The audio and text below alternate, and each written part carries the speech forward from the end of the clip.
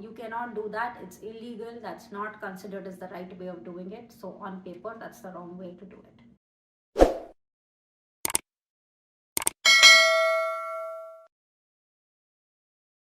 Hi everyone, this is Priya from Team It's Okay Yaar, and today we are very excited to kick off a new series, A Better Life on Dependent Visa, H4 and L2.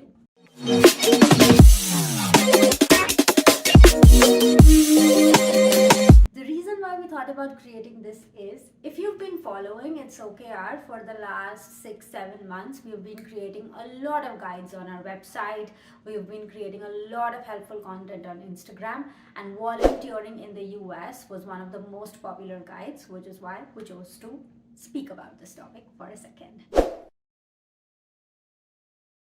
Today we are going to cover 3 things that are going to be super important for people who are looking for volunteering options or have been waiting for their EADs. The first one being, why should you even volunteer in the US? Second one is around how USCIS thinks about volunteering. And third one, we are going to leave you with a ton of useful websites where you can find volunteering options in this journey. So let's begin with why you should volunteer in the first place. So if you are a dependent on an H4 visa, there is a high chance that before you become eligible to apply for your work permit, it might take you 2 to 3 years, because there is a process of your spouse having an I-140 before you can apply for your EAD. If you are in the category where your spouse already has their I-140 and you can immediately apply for your work permit, that's great. However, there is still a huge backlog right now, so it might still take you at least a year to get your work permit, and then a couple of more months to an extra year to actually find a job. All in all, I'm trying to say is, there's a high chance that it might be a 2 to 3 year gap before you're ready to enter the work field or you are going to find your first job in the US.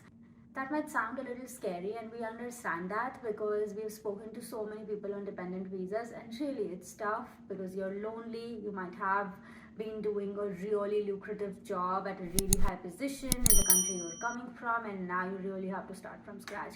That feeling is not good. You're not making money, so that feeling of depending on someone and like really losing your independence in a foreign country can be scary. However, it's not all that bad if you are able to find things or do things in this time period that will actually help cover up some of those gaps that might show up on your resume. Volunteering is one of the better ways to do this today, and now I'm going to speak about the advantages of volunteering. First and the biggest advantage of volunteering is building your own network. You must have heard this by now, that it's very important to build your own network before you can crack a job in a foreign country. But how does one get started? Volunteering is a great way to do it because you get to meet people, and that meeting is a lot more authentic. There is a high chance that when you're volunteering in some of these organizations, you will come across people who are either who have been associated with that organization for a while and might be working in a company, which might eventually help you either get a referral or get your first initial job. You don't know what that might lead. The second one is you get to build your skills. That's going to be super, super important when you're trying to build your resume. How are you going to build those skills, right? The first and the most important one, let me give you an example of what that could be. Example, if you're coming from a technical background, you can choose to volunteer for an organization where you're helping them with their technical things. So for their SEO, building their website, doing any of those things will actually help you showcase that when you were in the foreign country, you had some exposure working with organizations and building those technical skills. If you come from a non-technical background, say you're in a marketing or a communication field, again, those options are available in volunteering organizations in the US. You just have to be a little bit more vocal about the kind of project that you end up picking up in that volunteering organization.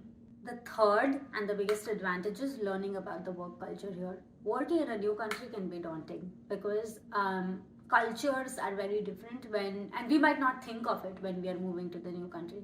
To give you a personal example from like my standpoint and the kind of field that I am in, I work for Google. I was working with Google in India. Google India, the work culture itself is very, very different from the culture in Google USA.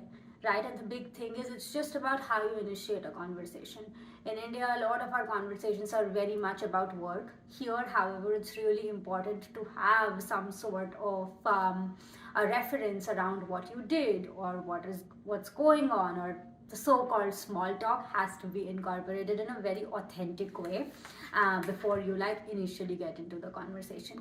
So as you start working and picking up these volunteering options, there is a chance that you will pick some of those skills, because again, we can read a ton of books, we can try to learn a lot of pointers, but unless we actually do it, we're never going to really understand what the work culture actually means.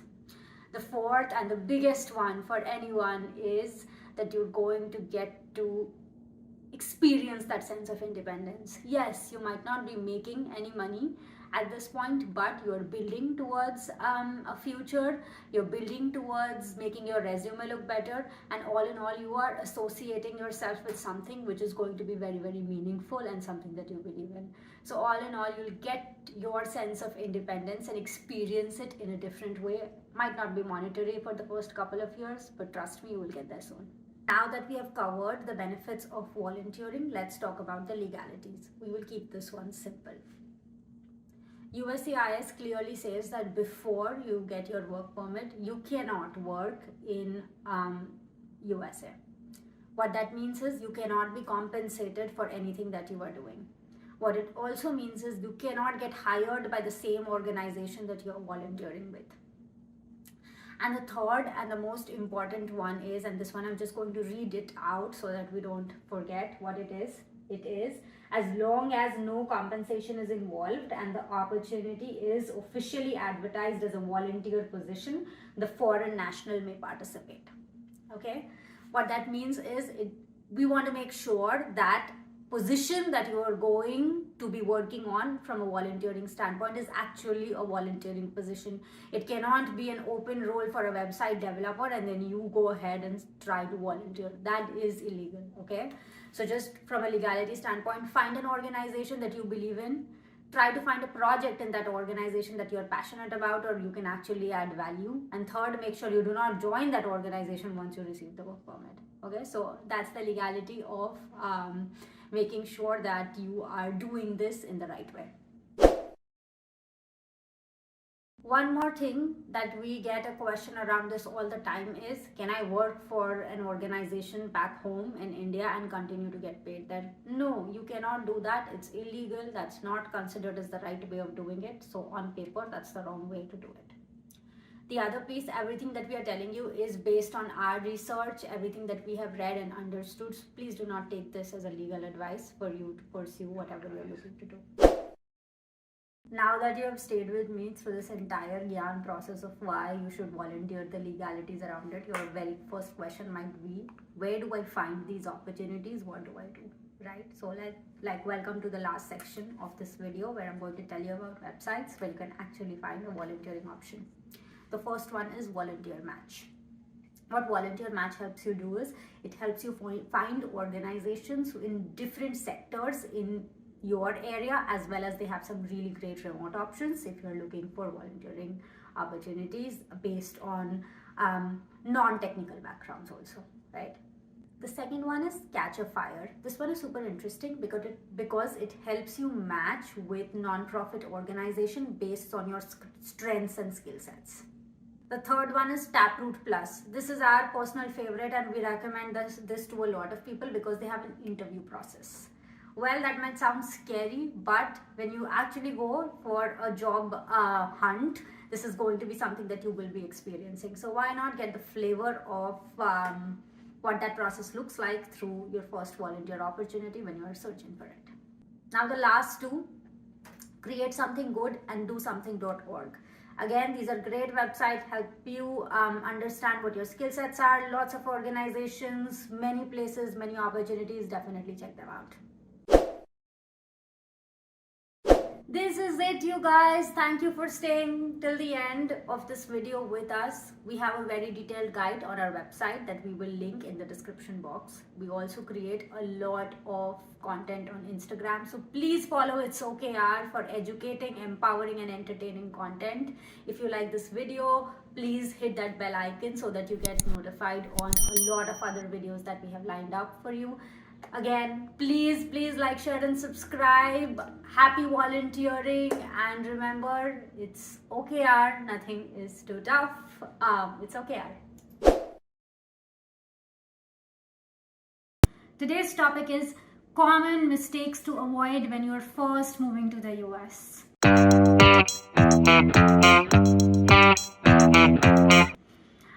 We have done a lot of research on this topic. A lot of it is personal experience, and we are hoping these tips and tricks help you settle in easily. Making mistakes is common human behavior, and everyone is ought to do that, especially when you're doing something so drastic as moving to a new country and trying to settle in. There will be a lot of things that you just don't know about, and if you are the kind of person who's just going to come in and figure it out, best of luck to you and kudos to you and much more power to you. But some people just like to have a lot of information and feel more comfortable if they know what they're getting into. So it's for all of those people who just want to understand the things that they should absolutely keep in mind before they're moving to the US. So let's get started. The first one is not understanding the American culture. As simple as it might sound, it's really important to understand the nuances of the country that you're trying to move in. You might have watched enough American shows to feel like, well, I got the hang of how it is to live there, and it's a lot of fun that they show in those shows. But trust us, moving here, it's a completely different experience. We ourselves have lived here for 4 years in many different states, and we're still trying to understand what differences each state brings, because just like India, there are various states here. Each has their own nuances, their own cultures, their own dialects. So it does definitely take a little more time to develop that understanding. And again, it's not like you have to have a history book and understand every single thing. It's really about being open to new cultures, not getting offended very quickly, because honestly, when you move here, people might not know much about your culture. They're interested, they're curious. We've met people who are eager to learn, but it takes a while to get there, So all I'm trying to say is try to fit in. When you're trying to fit in, that doesn't mean that lose yourself. It means be open to the new cultures, be open to the new ideas, and be open to learning and uncovering yourself in a new way. The second one is delaying to get your ITIN number or your SSN number. So if you are on a dependent visa or an H4 visa and you're not eligible to apply for your work permit, you cannot get an SSN. So you need to go get an ITIN number. Getting your ITIN number is very, very important, because it's going to help you open a bank account, build your credit score, get a credit card, and most importantly, it's going to help you file taxes. Think of it as like the PAN card in India, but it's important to either get an ITIN or SSN number. Don't forget to do that. We have a very detailed guide on how to apply and get your ITIN. We will link that in the description box. You can check that out. The third one is delaying opening your bank account. This one is very important because some people try to wait till they get their SSN or an ITIN before they can open their bank account, because it's all linked, You need your ITIN and SSN to open your bank account. You need your bank account to get a credit card. You need a credit card to build your credit score. And building a credit score in US is very, very important. Even if you are someone who's on a dependent visa, it's never too late to start building your credit score. So definitely go open that bank account. The fourth one is getting your driving license. So if you already have a driving license in India, then here you can come in and use that driving license for at least 6 months. But it's super important to get your driving license here, because as much as it is a developed country, unless you are in like New York, Boston, San Francisco, you absolutely need to learn how to drive a car. because driving a car is going to help you go to like different places, explore different neighborhoods, go on vacation. It's very, very important to learn how to drive. So go get that driving license. The fifth one is not networking. If you've been watching our videos or you've been following us on Instagram, we cannot stress on the importance of networking in the US. We've spoken about it at length. There are various ways to do it, but it's important to build that community, find your people, find those mentors. A very good way to do is volunteering in the US. We have a video on that we will be linking here. So definitely make sure that you start building your network. It's never too late. Even if you are not actively looking for a job, try to find people who are going to cheer for you and will support you land your first job. The sixth one is not researching about immigration laws and rules when you're moving in the US. Definitely, it's super complicated to navigate the entire immigration system, the visa landscape in America, but it's important to do your research. We don't expect anyone to know the ins and outs of every single thing, but you should definitely be aware of what you're getting into. So having that information that this is how much time my spouse is going to take to get his I-140, after which I will be able to apply for my EAD. I think those are good things to know. You should be the one making the choice in terms of how long that delay is going to be till you start working. So be aware of what's changing. Again, you don't need to be an expert. You don't need to like constantly follow it and go crazy about everything that's changing here. But you do need to know the basics before you're moving to this country. Hope that helps. The seventh one is not researching about medical insurance. Again, you don't need to be an expert about navigating the healthcare system in America. It's absolutely one of the most complex things that exist right now, but you need to know the basics of how it's done. So if you're coming here and your spouse already has a job, there is a high chance that there is medical insurance that his company covers. So it's very simple for you to get added to that same plan and you're going to be kind of covered. But it's important to do a little bit research around what in-network, out-of-network is, what a copay is and stuff like that. Just make sure that you're familiar with how those things work. The second important thing to keep in mind is when your parents are visiting, making sure that they have travel insurance. When they are here, they should have travel insurance prior to coming here because medical expenses can be very, very expensive here. So anything that happens to them, we want to make sure that travel insurance covers it. The eighth one is being absolutely unprepared for the competitive job market that's here. So you are going to be leaving a very good job back home and starting from scratch in this new country. Believe me, it's not going to be easy. I don't want to scare you in terms of how tough it is to land your first job. It's definitely going to take a while, but once you are in, it's going to be a good and a smooth progression from there. However, how to get in and find that job, you have to keep a couple of things in mind. Try to research about the industry that you're going to find a job in. Make sure that you are starting to network and read about the roles that you would be interested in, reaching out to people on LinkedIn. There are a lot of certifications, tools, etc. available. Make sure that you're building up your resume in the time that you don't have your EAD. So do your research. As daunting as it might sound to restart your career here again, a lot of people have done it. You will be able to do it. We have some really good guides that we have worked with a lot of career coaches on our website. We will link that just so that it gives you a lot more tips and tricks to restart your career in the US. The ninth one is socializing with people only from your own background. As comforting as it might seem to hang out more with people who share the same cultural background, who speak the same language every time, it's very important to push yourself and find like newer people and networks to build. We're not saying that don't hang out with people in your community because you need that group, but don't constrict yourself to only the group of people who share same experiences. Push yourself, make some new friends. There's a lot of varied culture out here and it's important for you to experience all of that. The last one is being afraid to ask questions. It is really important to ask a lot of questions here.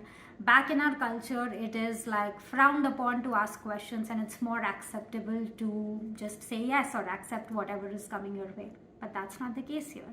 It's very important to ask people what you're not understanding rather than just assuming things in your head. So, for example, it's totally okay to ask someone to repeat themselves again if you don't understand the accent or what they're saying, or if it's too fast.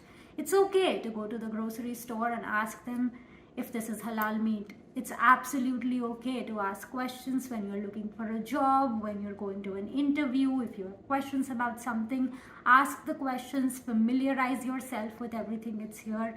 It's absolutely okay to not know everything.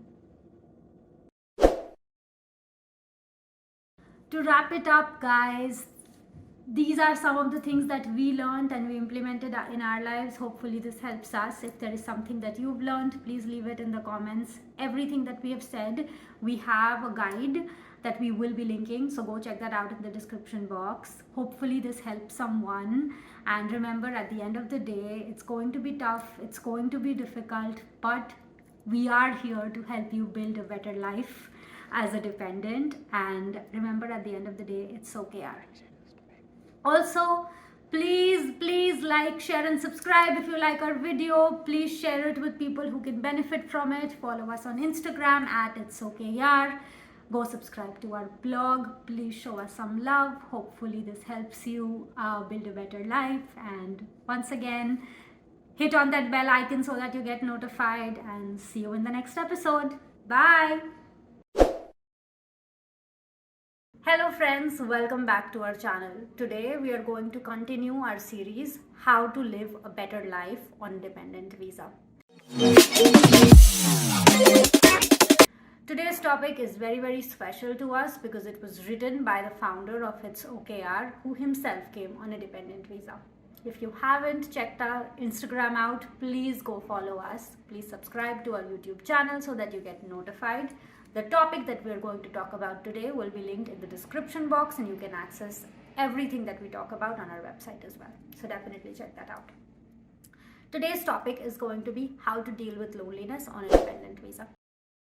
Like I mentioned before, this one is close to our hearts because this is one big reason why It's Okay Yaar also started. Now we are going to talk about why are we even feeling lonely.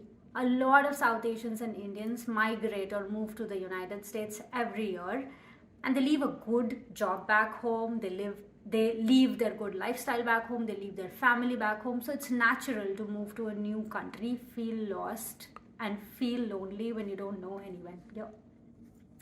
But that's not the biggest reason why someone is feeling lonely. The biggest reason someone is actually feeling lonely is because we as South Asians or Indians attach our self-worth to the occupation that we are doing. So when anyone asks us, what do you actually do for a living, we feel a little bit ashamed saying that we are still at home, we are waiting for our EAD, we are not doing much, because you were actually in a lucrative career back home. These thoughts and the psychological effects of being on a dependent visa just stay with you a long term, and that is what makes it really difficult and makes you feel lonely. Because it's not that you don't want to have a conversation with someone or you cannot have a conversation with someone, but this is something that someone told us actually that stayed with us was, I don't think anyone would want to hear about my experience or my feeling of joblessness. And that's the biggest reason why you are just so scared to have that conversation or talk to someone about different things, because those are the only thoughts that are playing in your head. So today we are going to talk about a couple of tips and tricks that worked for us, and we've spoken to a lot of people and it has worked for them. We are not therapists by any means, so if you're dealing with something extremely serious, we highly recommend to go seeing someone professional. But we are hoping that one or two of these tips might actually help you deal with how you're feeling. Before we go into the tips and tricks, please remember that you're not the only one who's going through this. It is a phase and you just have to be strong enough, and eventually it is all going to go away. So let's now get into the topic of the number of things that you can do to deal with loneliness. So the first thing that we are going to talk about today is learning a life skill. As terrible as it might sound, but we are not good at mastering a lot of life skills, because back home we had someone to help us out with even our daily chores. When I say life skill, it's about cooking, cleaning, doing your laundry, doing your dishes, doing a lot of tasks. That's not too tough out here because most of it is automated, but it's really about managing your time. But the most important one that I definitely want to touch upon is learning how to drive. If you're not in a metro like a New York or Boston, where public transport is great, you absolutely need to know how to drive. You cannot depend upon your spouse to take you somewhere, and it's going to be a life skill that will actually make you feel very, very independent if you already don't know how to do it. So definitely get that driving license, get on the road. The second one is getting out of your house more often. That ties perfectly with our first one, which is building some life skills and learning how to drive. Because when you learn how to drive, you're independent and you can actually venture out and explore new things. It's very, very important in America or for any country that you are moving to make new friends. But how do you build those genuine, authentic connections that don't seem to be forced? A good way to do it is joining a hobby club, a pottery, a painting, anything that excites you. The second one could be just up leveling your skills, so joining a Toastmasters. I personally know a bunch of people who benefited from Toastmasters and just felt more comfortable and confident speaking in public, which is also another skill that a lot of us might not have. So the idea basically is get out, try to do new things. It's not easy, but it is the first step to breaking that barrier. The third one is volunteering. We cannot stress this enough. It is really important to start volunteering to build some of this network. We have actually made a very detailed video on this that we link here. There is also a guide that we'll put in our description box that can give you many opportunities on how you can start doing that. But the one thing that you need to know about volunteering is you do not actually need a work permit to start volunteering. All you have to make sure is that you're not getting paid and you don't end up joining the same organization once you get your work permit. The fourth one is certifications. We have 2 great certification guides on our website that we will link in the description box. But the idea of doing a certification should be to fill in the gaps in the resume. There's no point doing random certifications. It's not going to help you. What you should try to do is try and research on the kind of job that will interest you. Look at the skills that they're looking for and then try to smartly do those certifications. That's actually going to be a value add on your resume. The fifth one is finding mentors. It is really important to start making authentic connections in this country if you are looking to find a new job, if you are looking to move to the next phase of your career, or just having someone who can give you that neutral and objective guidance. How do you do that? Through all of the things that I just mentioned before. So if you're looking to pursue certifications as you're trying to understand and research about your job field, as you're going to that hobby club, or if you're joining Toastmasters, any of these places, try to find people who are in the similar field or in a different field and can help you do and provide you guidance. Another way of mentorship could be using LinkedIn. It's a really, really powerful tool. So example, there is a certain kind of job that you're super interested in. There is no harm reaching out to someone on LinkedIn and just trying to have a conversation with them to understand more about the role. Even though you cannot apply to that role immediately, you never know. In a couple of years, that person might actually help you get a referral or help you get a job there. So it's really important to start building that network and finding those mentors. The sixth one is reignite your passion. We are doing it through It's OKR, and you can do that as well.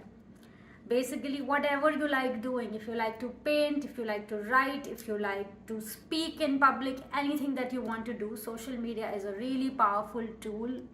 Get away with those inhibitions and do it. What's the worst that's going to happen?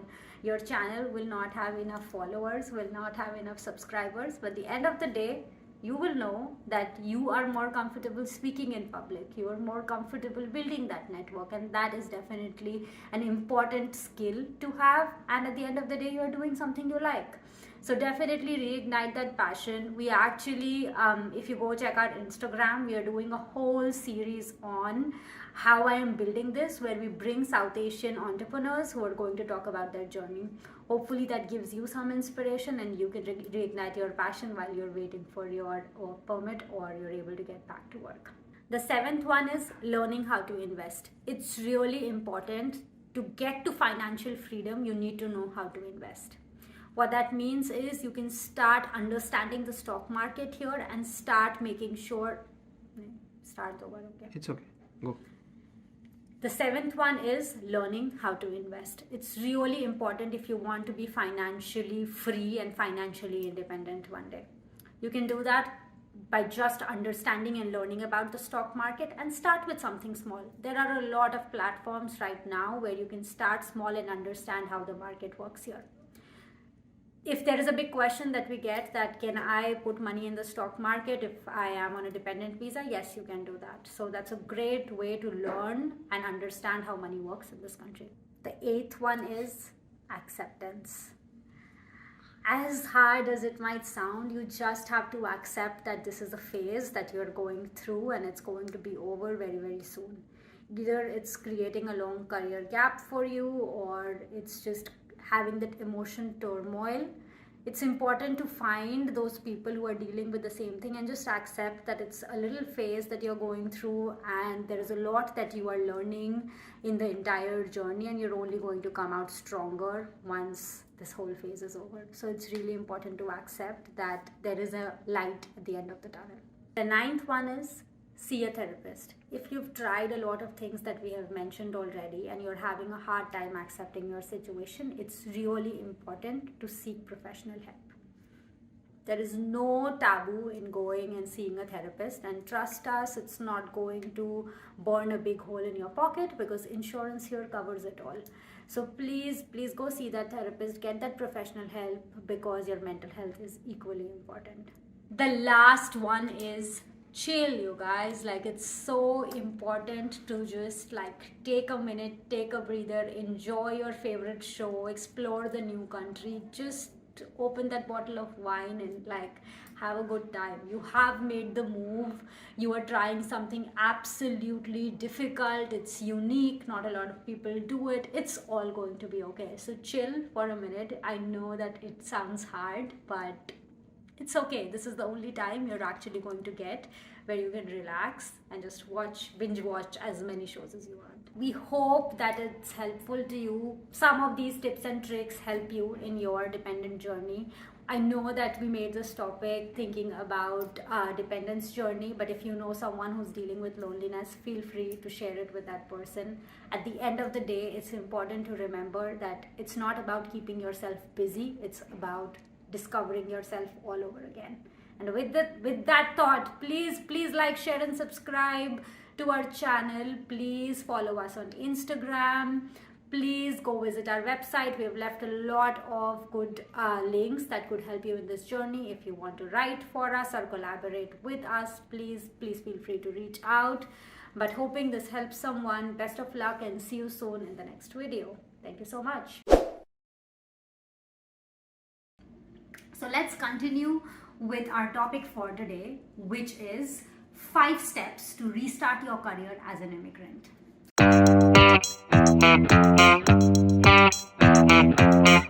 This particular guide is very special to us because we did it in partnership with Anjali Nair. She is the founder of the Immigrant Academy, where she does cohort-based mentorship and helps a lot of immigrants restart their careers. We will link everything about her also in the description box, so when you have a minute, definitely go check her out. If you like our videos, please hit that like button and subscribe to our channel. It's really going to help improve the insights, and hopefully this content will reach a lot of people that can benefit from it.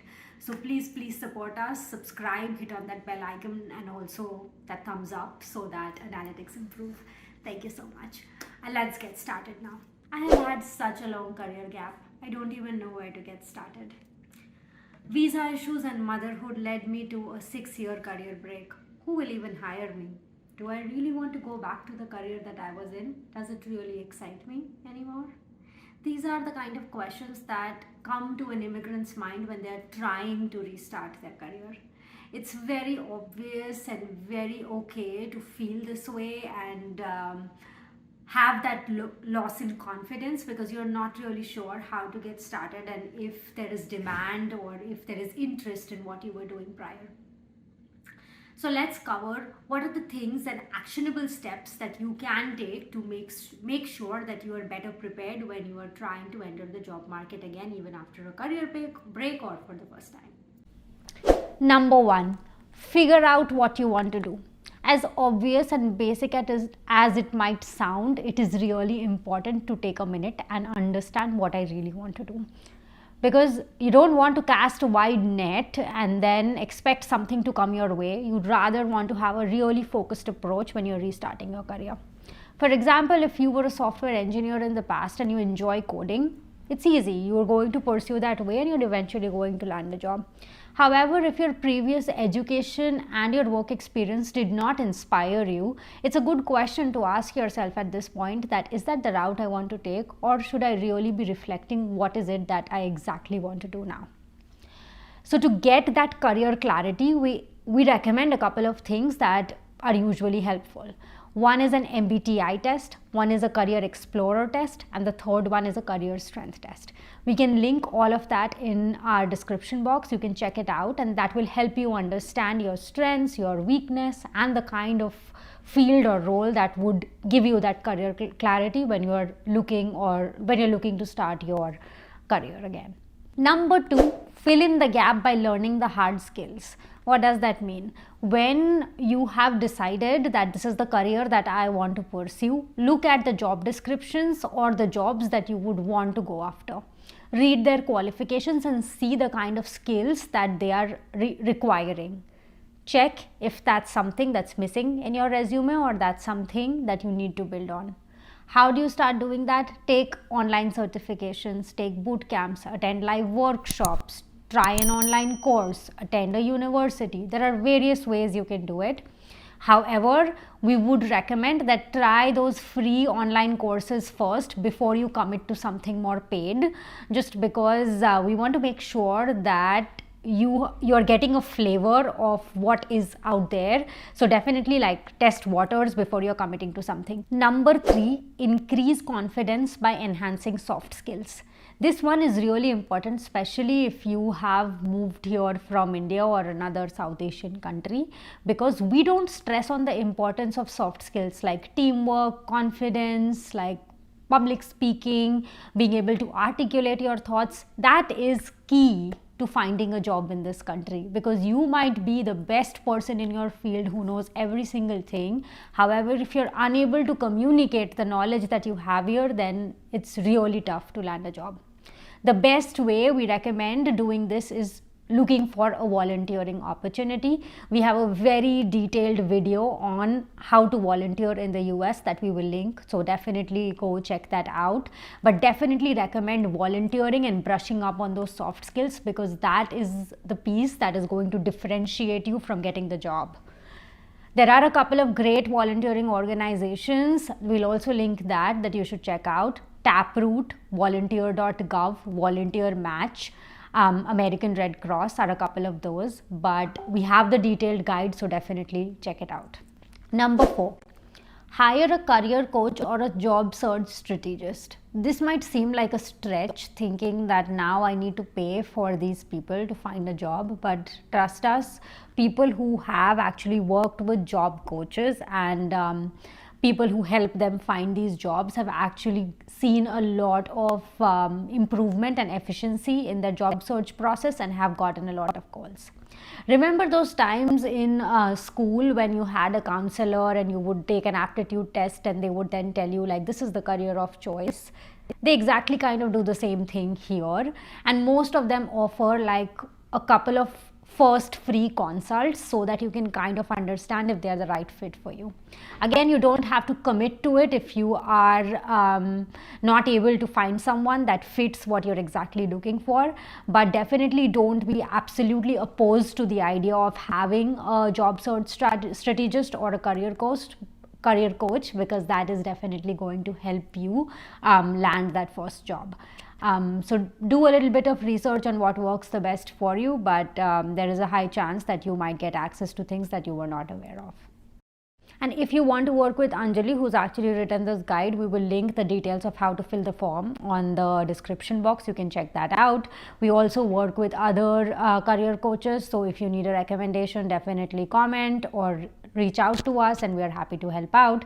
But again, when going through a career coach or a job strategist, this is not a must have, but it is always helpful. If you've been trying to do this for a while and you're still not landing somewhere, then maybe it's time to revisit your strategy and rethink what is missing in the way you're approaching this situation. Number 5, build your professional network. Again, this might seem like a buzzword to you at this point, that you should start networking, you should build your LinkedIn profile, you should try to find a mentor, you should try to find a coach.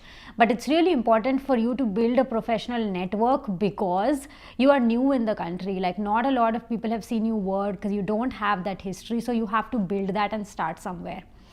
How to do that has to be very authentic and meaningful. So when we say that start networking, it has to be a two-way conversation. So it has to make sure that the person who you are speaking with, you are genuinely interested in what they have to offer, or you're generally interested in the kind of job that they're already doing, so that you understand whether the kind of things you are looking for, if that person can add value or not. So it has to be super authentic. That you have to keep in mind. LinkedIn is great, but please update your LinkedIn profile. Don't reach out to people with a hi and expect them to be a part of your professional network. Just by sending people random requests and adding them to your network is not going to help you build that professional network. You really have to take the effort and figure out a way to have those conversations with people. A couple of things that work really well are: be genuinely interested in what they are doing. If you are interested in a job and you want to learn more about it, find a person in that organization, share that job description, and ask them if they are open to talking to you about it. When you send, say, like 50 and hundreds of these responses, maybe you will hear back from 10 or 12 people, and that's a good number. Don't expect everyone to get back to you with the question that you have, but hopefully if you continue to do this, you will find those 10-15 people who will be your mentors, who are going to get you those referrals, who will be rooting for you and help you land that job. So that's how you kind of build that professional network, through networking and LinkedIn and using all of these tools, rather than blindly sending cold emails to a lot of people and expecting response and expecting a genuine relationship between the two of you. Hope that helps.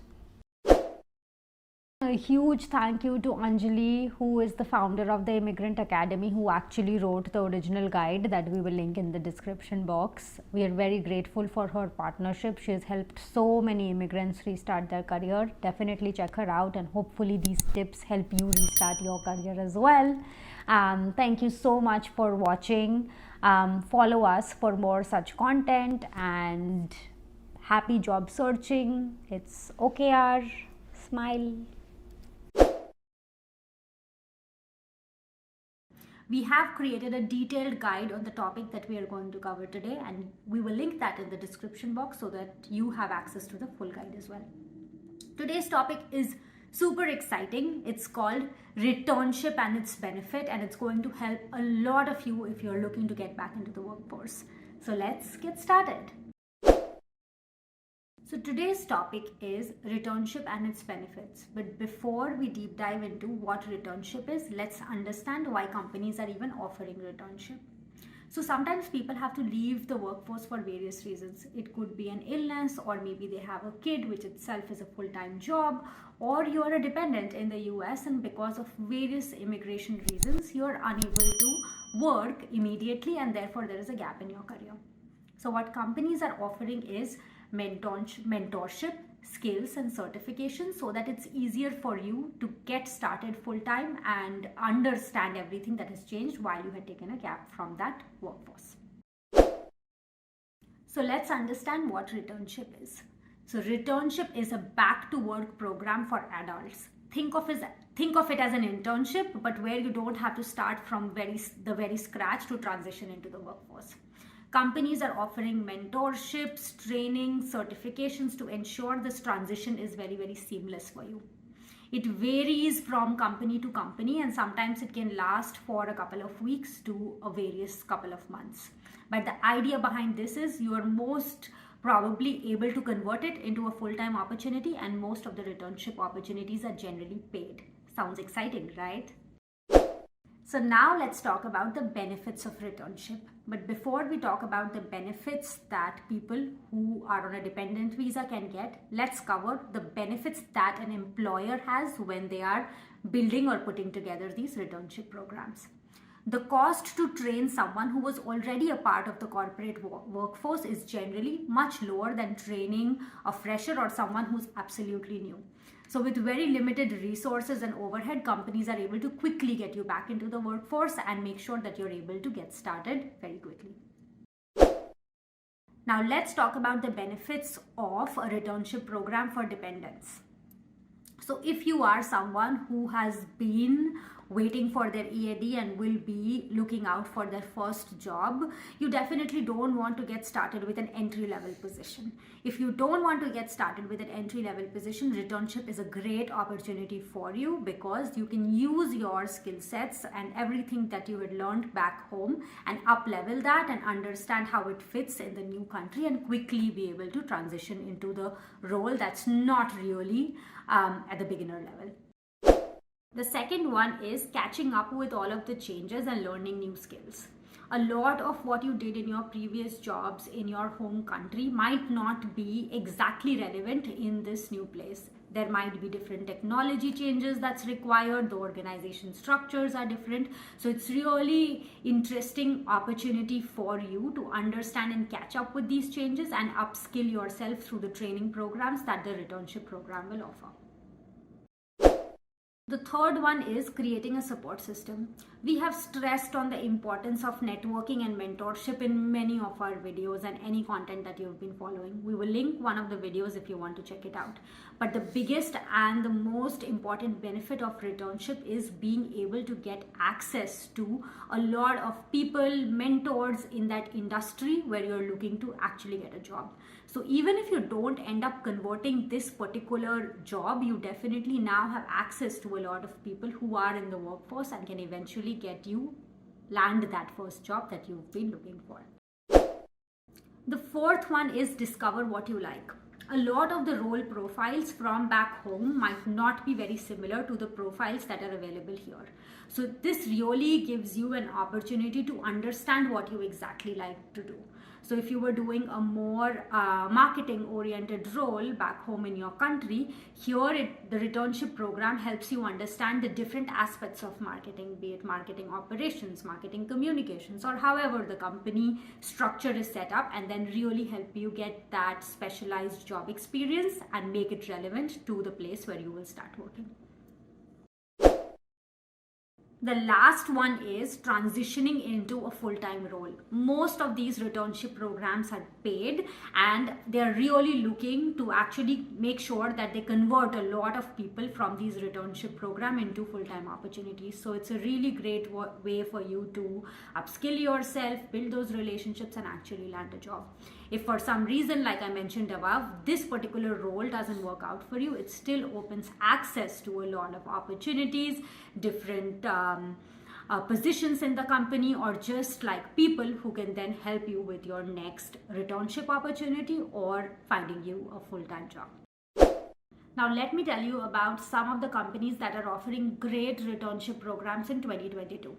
One of it is Goldman, one of it is HP, Cloudflare, Universal Giving, Credit Suisse, GTB. We have a lot of companies listed down that we will link in the description box, so go check out details of what exactly they're offering. Outside of that, there are a lot of roles available right now in companies like Grubhub, Dell, Remy, Spectrum, as well as Amazon. Accenture has a great return to work program as well, so I highly recommend checking that out as well. Again, there is a huge list of companies that are offering this right now. You will have access to all of that linked into the description box.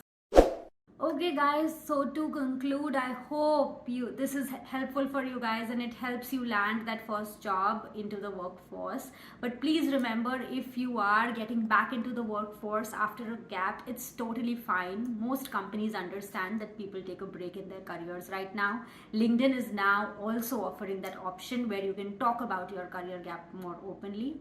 And as dependents, we have not purposefully chosen to have a career gap, and even if we have people are celebrating that and are owning that. So let's be confident, let's put ourselves out there, let's take advantage of all of these resources that are there and get back into the workforce. Hopefully it helps you out, and if it does, please like, share and subscribe. Hit that bell icon so that you get notified every time we post a new video.